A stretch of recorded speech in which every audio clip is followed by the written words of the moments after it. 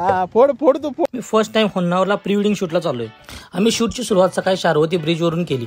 तिथलं सनराईज इतकं भारी दिसत होतं ना, मी शब्दात सांगू शकत नाही. तिथलं शूट कंप्लीट करून आम्ही बीचवर आलो.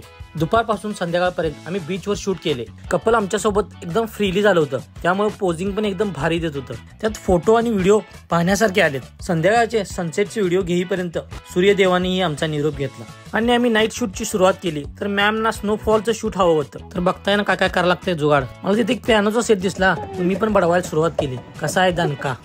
दुसऱ्या दिवशी असं फील होत होतं की डायरेक्ट केरळमध्ये आलोय की काय. तिथं बोटिंग मधलं शूट कंप्लीट करून आम्ही या प्री वेडिंगचा शेवट केला. तिथे जवळपास असलेले मुर्डेश्वर टेम्पल पाहण्यासाठी निघालो. टेम्पल पाहून माझं डोळंच फिरायला लागलं. इतकं मोठं मंदिर आणि शंकराची मूर्ती मी पहिल्यांदाच पाहिली. तिथलं दर्शन घेऊन आम्ही बेळगावला निघालो. मध्ये एका ब्रिजवर थांबून आम्ही निसर्गाची जरा ढगातनं शूट घेतलं. हा आमचा होन्नावरचा प्री वेडिंगचा व्लॉग तुम्हाला कसा वाटला कमेंटमध्ये नक्की सांगा. Thanks for watching.